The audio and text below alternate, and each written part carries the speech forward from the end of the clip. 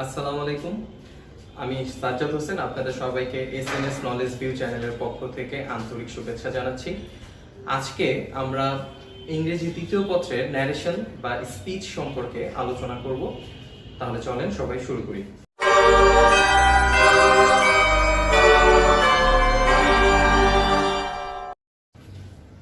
তো ন্যারেশন বা স্পিচ, যেটাকে আমরা বাংলা ব্যাকরণে উক্তি হিসেবে জানি, তো ন্যারেশন বা স্পিচ জিনিসটা কি?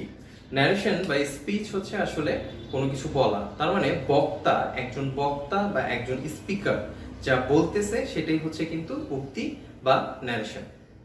তো এই বলাটা দুই ধরনের হতে পারে, এই কারণে আমরা ন্যারেশনকেও দুই ভাগে ভাগ করতে পারি। কিরকম?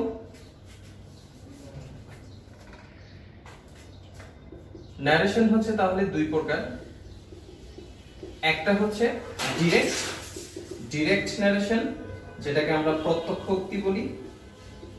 আরেকটা হচ্ছে ইনডিরেক্ট ন্যারেশন, যেটাকে আমরা পরোক্ষ উক্তি বলি।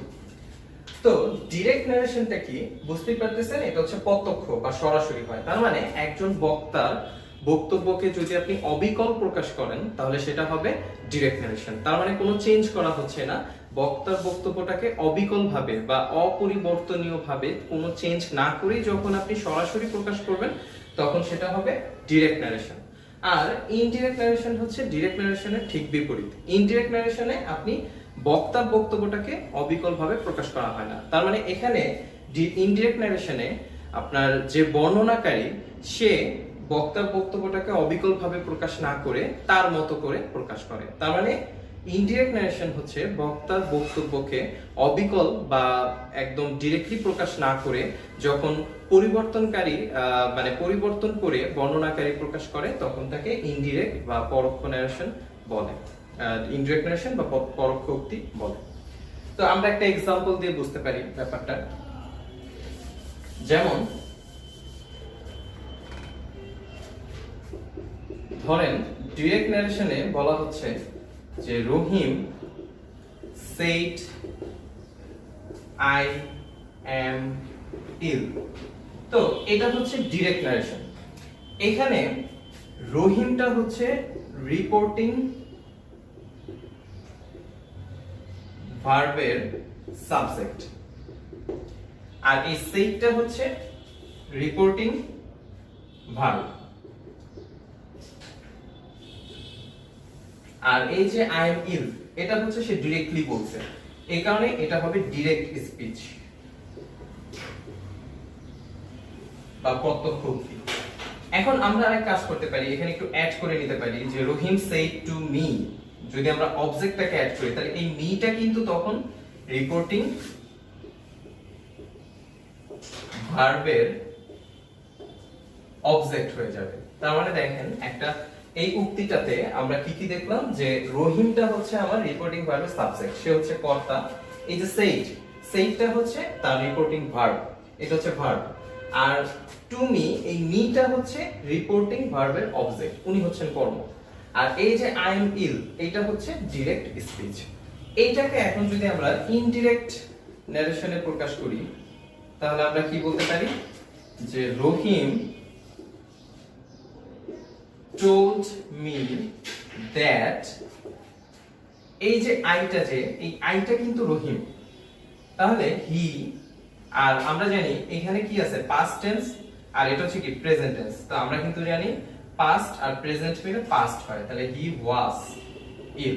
তাহলে আমরা যদি এই রহিম said to me I am ill, এটাকে যদি আমরা ইনডিরেক্ট ন্যারেশনে রূপান্তর করি তাহলে এটা হয়ে যাচ্ছে রহিম told me that he was ill। তো এখানে এই যে রহিম, যেটা এটা হচ্ছে রিপোর্টার বা আমরা প্রতিবেদক বলতে পারি, রিপোর্টার বা প্রতিবেদক।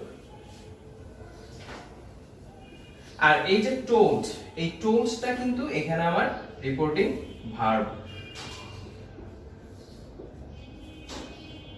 আর এই যে দ্যাট, এই দ্যাটটা হচ্ছে আপনার এই যে মিটা, যে এই মিটা কিন্তু এখানেও রিপোর্টিং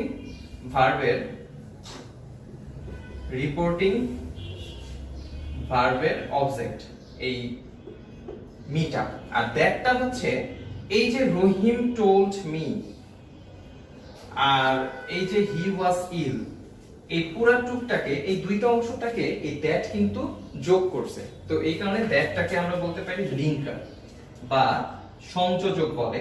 আর এই যে লাস্ট হি ওয়াজ ইল, এই হি ওয়াজ ইলটা হচ্ছে আমার রিপোর্টেড স্পিচ, রিপোর্টেড স্পিচ। ঠিক আছে, তাহলে আমরা কি করলাম, ডিরেক্ট নারেশনটাকে যখন ইনডিরেক্ট নারেশনে রূপান্তর করলাম, আমরা কি কি পেলাম, রহিমটা হচ্ছে রিপোর্টার, টোল্ড যেটা এই যে সেইডের জায়গায়, সেইড টুর জায়গায় আমরা টোল্ড আনছি, এই টোল্ড হচ্ছে রিপোর্টিং ভার্ব, এখানে মিটা ছিল রিপোর্টিং ভার্বের অবজেক্ট, এখানেও সেম রিপোর্টিং ভার্বের অবজেক্টই হবে। দ্যাট হচ্ছে এই যে রহিম টোল্ড মি আর হি ওয়াজ ইল, এই দুটাকে একসাথে সংযোগ বা যোগ করছে এই দ্যাট। তো এখানে দ্যাটটা লিঙ্কার বা সংযোজক হিসেবে ইউজ হয়েছে। আর এই যে লাস্ট যে হি ওয়াজ ইল, এই হি ওয়াজ ইলটা হচ্ছে রিপোর্টেড স্পিচ। তো এভাবে কিন্তু ডিরেক্ট নারেশনকে ইনডিরেক্ট নারেশন বা ইনডিরেক্ট নারেশনকে ডিরেক্ট নারেশনে রূপান্তর করা যায়। তো যাই হোক, আমরা ডিরেক্ট নারেশন ইনডিরেক্ট নারেশন সম্পর্কে জানলাম। এখন আমরা জানবো ন্যারেশন বা স্পিচ কিভাবে রূপান্তর করে বা পরিবর্তন করে।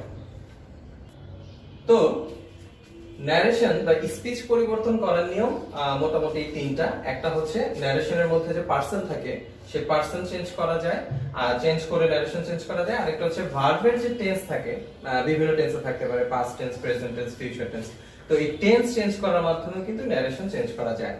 আরেকটা হচ্ছে কিছু ফ্রেজ আছে, সেই ফ্রেজগুলোকে চেঞ্জ করেও আপনার ন্যারেশন চেঞ্জ করা যায়। যেমন ধরেন নাও যদি থাকে, আপনার ডিরেক্ট ন্যারেশনে যদি নাও থাকে বা ডিরেক্ট স্পিচে যদি নাও থাকে, আমরা তখন এটাকে ইনডিরেক্ট ন্যারেশন করার সময় নাওটাকে কিন্তু দেন হয়ে যায়।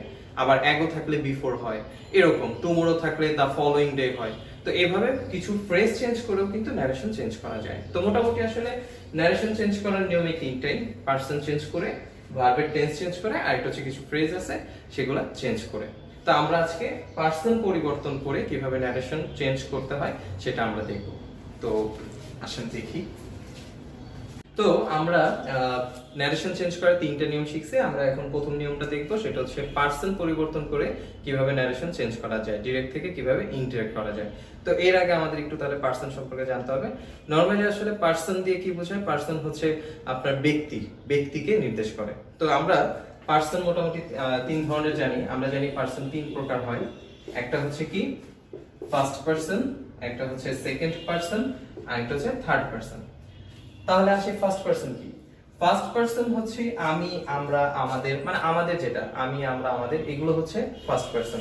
যেমন I, me, my, mine, we, our, ours, এগুলো হচ্ছে সব ফার্স্ট পার্সন। তার মানে আমি, আমরা, আমাদের, এটা হচ্ছে ফার্স্ট পার্সন। সেকেন্ড পার্সন হচ্ছে তুমি, তোমরা, তোমাদের, এরকম ইউ, ইয়োর, ইয়োর্স, এগুলো হচ্ছে সেকেন্ড পার্সন।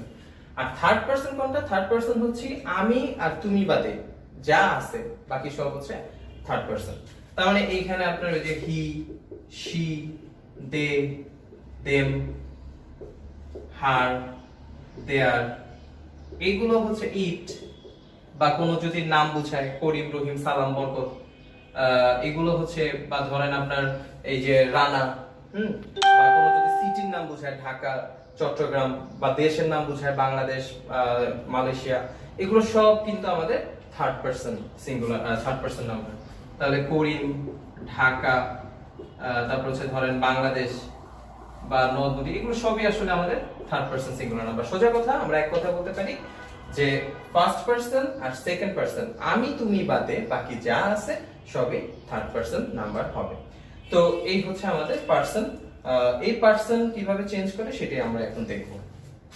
তো এখন আমরা পার্সন পরিবর্তনের মাধ্যমে কিভাবে ন্যারেশন চেঞ্জ করতে হয় সেটা একটু দেখব। তো প্রথমটা কি বলতেছে, রুলস প্রথমটা বলতেছে যে ডিরেক্ট স্পিচে যদি ফার্স্ট পার্সন কি কি, যেমন I, my, we, us, our ইত্যাদি থাকে, তাহলে ইনডিরেক্ট ন্যারেশনের তা রিপোর্টিং ভার্বের সাবজেক্টের নাম বা পার্সন বা জেন্ডার অনুযায়ী চেঞ্জ হবে। যদি আমরা একটা এক্সাম্পল দেই তাহলে দেখেন, সাপোজ ধরেন ডিরেক্ট ন্যারেশনে বলা আছে যে he said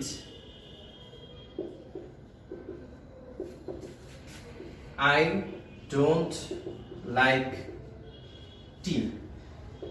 তো দেখেন এখানে এটারে যখন আমরা ইনডিরেক্ট করতে যাব, খেয়াল করে দেখেন কি বলতেছে, ডিরেক্ট স্পিচে ফার্স্ট পারসন। ডিরেক্ট স্পিচ কোনটা? এটা হচ্ছে ডিরেক্ট স্পিচ। তো ডিরেক্ট স্পিচে যদি ফার্স্ট পারসন থাকে, যেমন I, my, we, us, our, তো এই যে ডিরেক্ট স্পিচ যেটা, এই ডিরেক্ট স্পিচে ফার্স্ট পারসন অবশ্যই আছে এখানে আই। তো এই আইটা যদি থাকে বা কোনো ফার্স্ট পারসন যদি থাকে, তাহলে ইনডিরেক্ট নারেশন করার সময় তার রিপোর্টিং ভার্বের সাবজেক্ট, তো আমাদের রিপোর্টিং ভার্ব কোনটা? এটা reporting verb, sorry reporting subject হচ্ছে এটা। রিপোর্টিং ভার্বের যে সাবজেক্ট, এই রিপোর্টিং ভার্বের সাবজেক্টের নাম্বার, পারসন বা জেন্ডার অনুযায়ী চেঞ্জ হবে। তার মানে এই যে হি, এই হি অনুযায়ী আইটা চেঞ্জ হয়ে যাবে। এইটা হচ্ছে প্রথম রুলস, যে ডিরেক্ট স্পিচে যে ফার্স্ট পারসন থাকে, যেমন I, my, we, us, our, এরকম কোন ফার্স্ট পারসন থাকলে সেটা চেঞ্জ হবে কার অনুযায়ী? আপনার রিপোর্টিং ভার্বের যে সাবজেক্ট থাকবে সে অনুযায়ী। তাহলে এখানে আমরা যদি এটাকে ইনডিরেক্ট করি, তাহলে আমরা বলতে পারি হি সেড দ্যাট। এখন দেখেন আই যেটা, আইটা হচ্ছে ফার্স্ট পারসন, আর এই যে হি যেটা, এই হিটা পুরুষবাচক শব্দ বোঝায়, তাহলে আইটা কি হয়ে যাবে? হি। কারণ এখানে যেহেতু এই হিটা দিয়ে পুরুষবাচক শব্দ বোঝাচ্ছে, তাহলে হি সেড দ্যাট হি। এখন দেখেন এই ডোন্ট, এই ডোন্টটা হচ্ছে প্রেজেন্ট টেন্স, সেইটা ছিল পাস্ট টেন্স। তো আমরা অলরেডি কিন্তু একটা সূত্র দেখেছি যে পাস্ট প্লাস প্রেজেন্ট মিলে কিন্তু অবশ্যই পাস্ট টেন্সই হবে। তাহলে এই ডোন্ট কি হয়ে যাবে? Didn't, like tea. তাহলে খেয়াল করে দেখেন এখানে কি করলাম আমরা, এই যে আমাদের যে ফার্স্ট পারসন ছিল ডিরেক্ট স্পিচে, এই ফার্স্ট পারসনটা রিপোর্টিং ভার্বের যে সাবজেক্ট আছে সেই সাবজেক্ট অনুযায়ী চেঞ্জ হয়ে গেছে। তাহলে আই কি হয়ে গেছে? হি। কারণ এটা হিটা হচ্ছে কি আপনার পুরুষবাচক শব্দ। আরেকটা एग्जांपल দিতে পারি, ধরেন সেম ভাবে আমরা যদি বলি যে she said I don't like tea। এখানে দেখেন এখানেও সেম ভাবে আইটা হচ্ছে ফার্স্ট পারসন ডিরেক্ট স্পিচে, আর এই যে শিটা, এই শিটা হচ্ছে কিন্তু রিপোর্টিং ভার্বের সাবজেক্ট। তাহলে এখানে আইটা চেঞ্জ হয়ে যাবে শি অনুযায়ী। তাহলে এখানে দেখেন আমরা বলতে পারি she said that, আইটা যেহেতু শি অনুযায়ী চেঞ্জ হয়ে যাবে আর শিটা তো স্ত্রীবাচক, তাহলে শি থাকবে। তাহলে she didn't like tea। তাহলে আমরা দেখলাম যে প্রথম রুলসটা বলতেছিল যে ডিরেক্ট স্পিচে যদি কোনো ফার্স্ট পারসন থাকে সেটা অবশ্যই চেঞ্জ হয়ে যাবে কি অনুযায়ী? আমাদের যে রিপোর্টিং ভার্বের সাবজেক্ট আছে সেই রিপোর্টিং ভার্বের সাবজেক্টের অনুযায়ী চেঞ্জ হয়ে যাবে, আপনার নাম্বার, পারসন, জেন্ডার এই অনুযায়ী চেঞ্জ হয়ে যাবে বা পরিবর্তন হয়ে যাবে। আর এই রুলসটা একটু সবাই খেয়াল রাখবেন, পরবর্তীতে সবগুলাতেই ব্যবহার হবে, পাস্ট প্লাস প্রেজেন্ট মিলে পাস্ট হয়ে যাবে। আচ্ছা, এবার আমরা সেকেন্ড উই এর ব্যাপারটা দেখব, উইটা কিভাবে ব্যবহৃত হয়। আচ্ছা, আমরা ফার্স্ট পারসন হিসেবে এখন তাহলে উই এর ব্যবহারটা দেখি। উই এর ব্যবহার তিন ধরনের হতে পারে নরমালি। একটা হচ্ছে কি উই দ্বারা যদি মানব জাতি বোঝায় তাহলে ডিরেক্ট থেকে ইনডিরেক্ট করার সময় সেই উইটা পরিবর্তন করা লাগবে না। যেমন ধরেন আমরা একটা एग्जांपल দিতে পারি, সাপোজ ধরেন ডিরেক্ট নারেশনে বলা আছে যে the teacher said to the students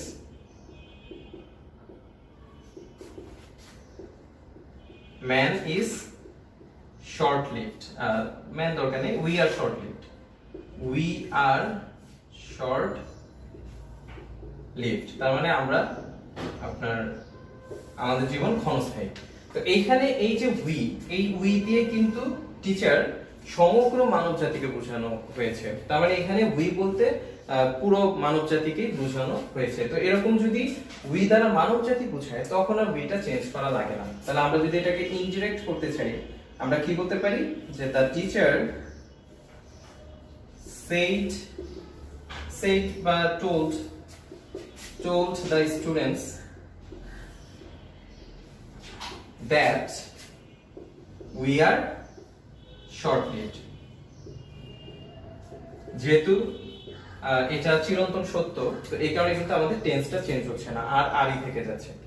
তো এইখানে দেখেন খেয়াল করে, এই যে আমাদের যেহেতু উই দিয়ে মানব জাতি বোঝানো হয়েছিল, তো উই কিন্তু উই থেকে গেছে, উই কিন্তু আর চেঞ্জ হয়নি। ঠিক আছে, এটা গেল প্রথম রুলস। সেকেন্ডটা কি বলছে, উই দ্বারা যদি কোনো এডিটোরিয়াল বলতে আপনার সাময়িকী, ম্যাগাজিন বা পত্রিকা, সংবাদপত্র এগুলো যদি বোঝায়, তাহলে উইটা চেঞ্জ করে আমরা ইট ব্যবহার করব। কি রকম? ধরেন ডিরেক্ট স্পিচে বলা আছে যে দা প্রথম আলো says, the প্রথম আলো says,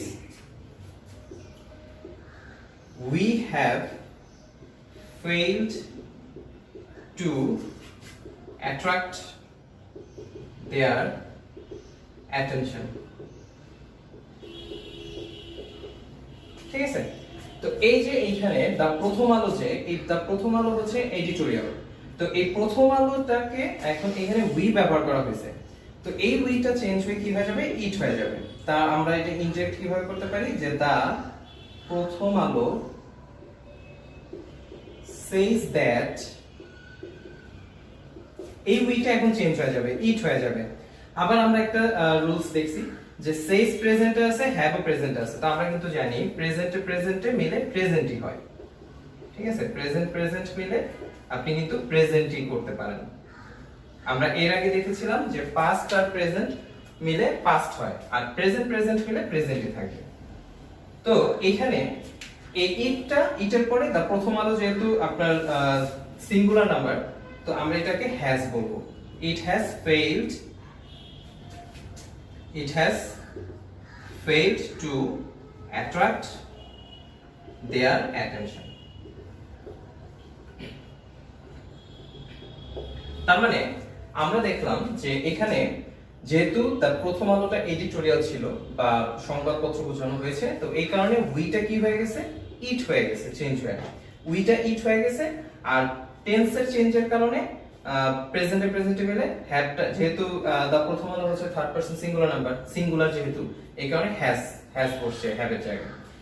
আরেকটা লাস্ট যেটা, সেটা বলছে কি 3 নাম্বার রুলসটা বলছে যে বক্তা বা শ্রোতার একজন যদি ফার্স্ট পারসন হয়, সেই ক্ষেত্রে উই এর পরিবর্তনটা দরকার হয় না।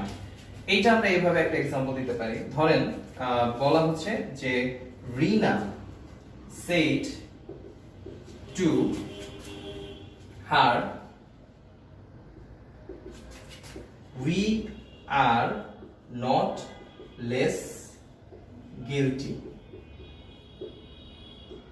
তো এখানে দেখেন খেয়াল করে, এই যে বলছিলাম কি বক্তা বা শ্রোতার কোন একজন যদি ফার্স্ট পারসন হয়, তো এক কাজ করি, এটা ফার্স্ট পারসন যেহেতু হার না, এটাকে আমরা রিনা said to me দিই, তাহলে আমার ফার্স্ট পারসন হলো।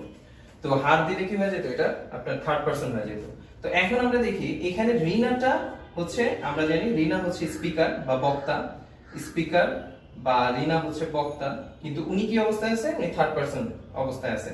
কিন্তু এই যে মিটা, যে এই মিটা কিন্তু আবার শ্রোতা, হিয়ারার।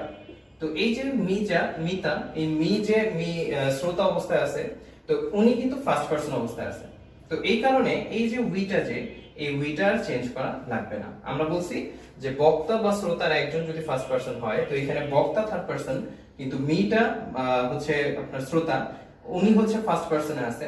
সো এই উইটা আর চেঞ্জ করা লাগবে না। তাহলে আমরা এটা যদি ইনডিরেক্ট করতে চাই, আমরা কি লিখতে পারি, রিনা told me that, এই উই আর চেঞ্জ করা লাগবে না।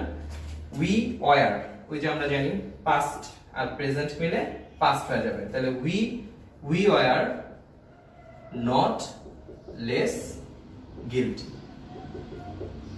ঠিক আছে, তার মানে কি এই যে উইটা আর চেঞ্জ হলো না, কারণ এই মিটা ছিল কি, মিটা হচ্ছে ফার্স্ট পারসনে ছিল, শ্রোতা। তো এইভাবে আমরা উই এর চেঞ্জ করতে পারি। আমরা এরপর সেকেন্ড রুলসটা দেখব। তো সেকেন্ড রুলসটা বলতেছে যে ডিরেক্ট স্পিচের সেকেন্ড পারসন যদি থাকে, তার মানে ইউ, ইয়োর, ইয়োরস, ইয়োরসেলফ, এগুলো হচ্ছে সেকেন্ড পারসন। তো এই সেকেন্ড পারসন যদি থাকে, তখন ইনডিরেক্ট নারেশনে রিপোর্টিং ভার্বের যে অবজেক্ট থাকে, সাবজেক্ট না কিন্তু অবজেক্ট, সেই অবজেক্ট অনুযায়ী অবজেক্টের নাম্বার, পারসন বা জেন্ডার অনুযায়ী পরিবর্তন হবে। একটা एग्जांपल দিতে পারি, যেমন ধরেন Kamrul said to her, you have done your homework. তো এখানে আমরা লিখলাম যে Kamrul said to her you have done your homework। তো এটাকে যখন আমরা ইনডিরেক্ট করব, তো আমাদের রুলসটা কি বলতেছে দেখেন, ডাইরেক্ট স্পিচ, এই যে আমাদের ডাইরেক্ট স্পিচ, এটা হচ্ছে আমাদের ডাইরেক্ট স্পিচ, ঠিক আছে। তো ডাইরেক্ট স্পিচে সেকেন্ড পারসন যদি থাকে, তাহলে এই যে আমাদের একটা সেকেন্ড পারসন আছে ইউ। তো ডাইরেক্ট স্পিচে যদি সেকেন্ড পারসন থাকে, আমরা তখন ইনডিরেক্ট নারেশন করার সময় রিপোর্টিং ভার্বের যে অবজেক্ট, আমরা কিন্তু এর আগে শিখে আসছি, এই কামরুল হচ্ছে রিপোর্টিং ভার্বের সাবজেক্ট, আর এই হার কিন্তু রিপোর্টিং ভার্বের অবজেক্ট, ঠিক আছে। তো এই হার রিপোর্টিং ভার্বের অবজেক্টের নাম্বার পারসন বা জেন্ডার অনুযায়ী আমাদের এই ডাইরেক্ট স্পিচের সেকেন্ড পারসনটা চেঞ্জ হয়ে যাবে। কি রকম? তাহলে আমরা এটা যদি চেঞ্জ করি, আমরা কি বলতে পারি যে কামরুল told her that, এই যে ইউ হচ্ছে সেকেন্ড পারসন, এটা কি অনুযায়ী চেঞ্জ হয়ে যাবে? রিপোর্টিং ভার্বের অবজেক্ট অনুযায়ী। তাহলে ইউ এখানে যেহেতু স্ত্রীবাচক হার, তাহলে এখানে হার শি হবে, শি। আবার আমরা জানি এটা হচ্ছে প্রেজেন্ট, এটা হচ্ছে পাস্ট, তাহলে পাস্টে প্রেজেন্টে মিলে পাস্ট হয়, এটা আমরা দেখেছি। তাহলে শি হ্যাড ডান। খেয়াল করে দেখেন ইওর, এখানে কিন্তু আরো একটা সেকেন্ড পারসন আছে, তাহলে এই সেকেন্ড পারসনটাও, এই ইওরটাও কিন্তু এই হার অনুযায়ী, এই ইওরটাও কিন্তু এই হার অনুযায়ী চেঞ্জ হবে, ঠিক আছে। তাহলে এখানে কি হবে? ডান, হার হারই থাকবে, চেঞ্জ করে হোম ওয়ার্ক।